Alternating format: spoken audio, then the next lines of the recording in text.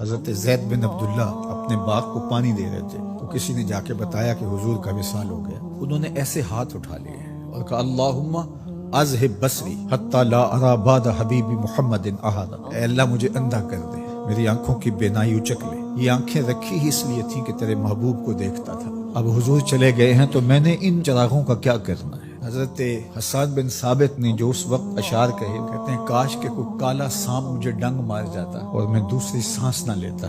اور حضرت سیدہ فاطمہ کے جو قلب اطہر کی کیفیت تھی، سبت علیہ مصائب لو انہا سبت علی الایام سرنا لیالیا، میرے اوپر جو مصیبتیں ٹوٹ پڑی ہیں وہ اگر دنوں پہ ٹوٹ پڑتی تو وہ کالی راتیں بن جاتی۔ حضرت عمر رضی اللہ تعالی عنہ تلوار نکال کے کھڑے ہو گئے اور کہا کہ جس نے کہا نا حضور کا انتقال ہو گیا میں اس کی گردن اڑا دوں گا۔ تھوڑی دیر بعد حضور پرانی حالت کی طرف پلٹ آئیں گے۔ اب یہ کیفیت کتنی حساس تھی، ادھر منافقین نے چال چلنا شروع کر دی۔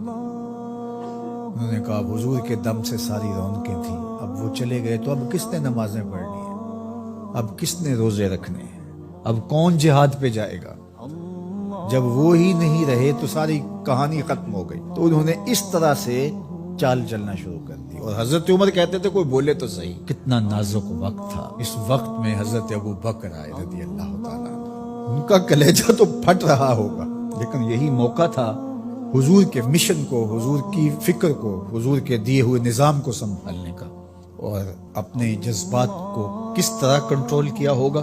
اپنے آپ کو پوری طرح سنبھال کر کے لوگوں میں آئے اور دیکھا کہ لوگ جمع ہیں اور حضرت عمر رضی اللہ تعالیٰ عنہ غصے میں تلوار لہرا رہے ہیں۔ خبردار اگر کسی نے کہا کہ حضور کا انتقال ہو گیا تو آپ ایک اونچی جگہ پہ کھڑے ہوئے، لوگوں کو متوجہ کیا۔ حضرت صدیق اکبر رضی اللہ تعالیٰ عنہ کا اس وقت کا جو خطبہ ہے، اس نے اس وقت اسلام کو سنبھالا جب منافق بڑی باریک چال چل رہے تھے۔ اب حضرت ابو بکر آئے اور کھڑے ہوئے، کہا لوگو مجھے بتاؤ تم اللہ کی عبادت کرتے تھے یا رسول اللہ کی عبادت کرتے تھے؟ تو لوگوں نے کہا اللہ کی عبادت کرتے تھے۔ تو کہا اللہ آج بھی زندہ و موجود ہے، اللہ کل بھی زندہ و موجود ہے، وہ حی ہے لا یموت ہے۔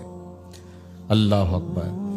پھر انہوں نے وہ آیت کریمہ پڑھی وما محمد الا رسول قد خلت من قبلہ الرسل، اور صحابہ فرماتے ہیں ہمیں لگا کہ جس طرح یہ نازل اسی وقت کے لیے ہوئی تھی۔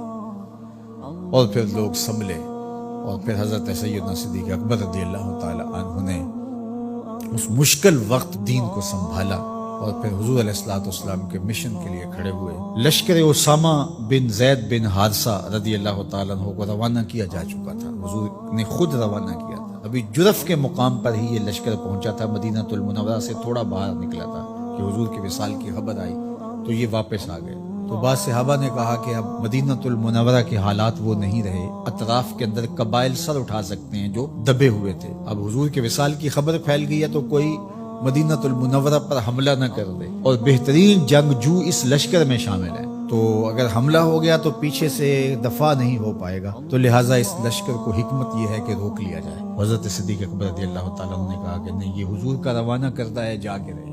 بلکہ آپ نے تاریخی جملہ کہا کہ اگر مجھے یقین ہو کہ جنگلوں سے جانور آ کے ہمارے جسم کی بوٹیاں بھی نوچ کے کھا جائیں گے، یہ لشکر پھر بھی روانہ ہوگا۔ لوگوں نے حضرت عمر سے کہا کہ ضرور لشکر کو روانہ کریں، لیکن حضرت ابو بکر رضی اللہ تعالی عنہ سے اتنا کہیں کہ امیر لشکر کو معزول کر کے کوئی اور قریشی سردار بزرگ اس کا امیر بنا دیا جائے۔ 9 عمر لڑکا ہے، دوسرا غلام زادہ ہے، تو بڑے بڑے قریشی سردار اور جنگجو ان کی قیادت کو قبول کرنے سے انکار نہ کر دے، تو وہ گئے اور جا کے کہا کہ بڑے بزرگوں کی یہ رائے ہے کہ آپ ضرور لشکر کو روانہ کر دیجئے، لیکن اتنا کیجئے کہ امیر لشکر کو تبدیل کر دیجئے۔ حضرت صدیق اکبر کے چہرے پر جلال آ گیا اور آپ نے جو جملے کہے وہ اتنے سخت تھے، سقلت امک یا ابن خطاب، اے خطاب کے بیٹے تیری ماں تجھ کو روئے۔ استعملہ رسول اللہ وقد تامرنی ان اعزلہ، ان کو امیر لشکر اللہ کے رسول نے مقرر کیا ہے اور میں کون ہوتا ان کو معزول کر دوں؟ کہا لشکر جائے گا، اسامہ بن زید کی قیادت میں جائے گا، جس نے جانا ہے جائے، جس نے نہیں جانا میں کوئی پرواہ نہیں ہے، چونکہ ان کو امیر لشکر اللہ کے رسول نے مقرر کیا۔ اللہ اکبر۔ پھر جب لشکر اسامہ کو روانہ کیا حضرت صدیق اکبر نے تو حضرت اسامہ کے گھوڑے کی باک اپنے ہاتھوں سے پکڑی اور اسامہ کو اوپر سوار کیا رضی اللہ تعالیٰ عنہ، اور نیچے ساتھ پیدل چلے، اللہ اکبر، اور ساتھ یہ کہتے جاتے تھے اسامہ تو وہ ہے جس کو میرے رسول نے مقرر کیا۔ اور پھر یہ لشکر کامیاب اور بامراد ہو کے لوٹا تو یہ سیدنا صدیق اکبر رضی اللہ تعالیٰ عنہ کا حضور علیہ السلام کے فیصلوں کو من و عن قبول کرنے کا جذبہ تھا، جس انداز سے انہوں نے حضور علیہ السلام کی فکر پہ پہرا دیا، حضور کی تعلیمات کو اجاگر کیا اور حضور کے فرمان کو حرف آخر سمجھا، اور اس کے بعد انہوں نے اپنی رائے کو وہاں فنا کر دیا۔ صلح حدیبیہ کا موقع آیا تو 1400 اصحاب تھے، قریش نے کہا ہم عمرہ نہیں کرنے دیں گے، تو وہاں سے ایک معاہدے کے ذریعے واپس آنا ہوا۔ تو حضرت عمر نے کہا ابو بکر ہم دب کے صلح کیوں کریں، صلح کی شرائط تو برابر کی ہونی چاہیے۔ تو حضرت ابو بکر صدیق کا صرف ایک لفظ دیکھیے، انہوں نے کہا عمر کیا یہ صلح نامہ حضور نے قبول کیا ہے؟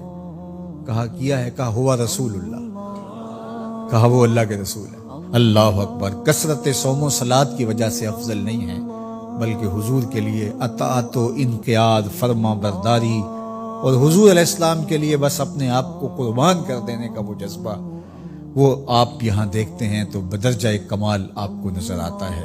فرمایا کہ میں اللہ کے علاوہ اگر کسی کو خلیل بناتا تو وہ ابو بکر کو بناتا، لیکن میرا خلیل اللہ ہے۔ اللہ اکبر، امن الناس بر مولائے ما، کلیم اول سینائے ما، ہستیو کشت ملت راچو ابر، ثانیے اسنین و غار و بدر و قبر۔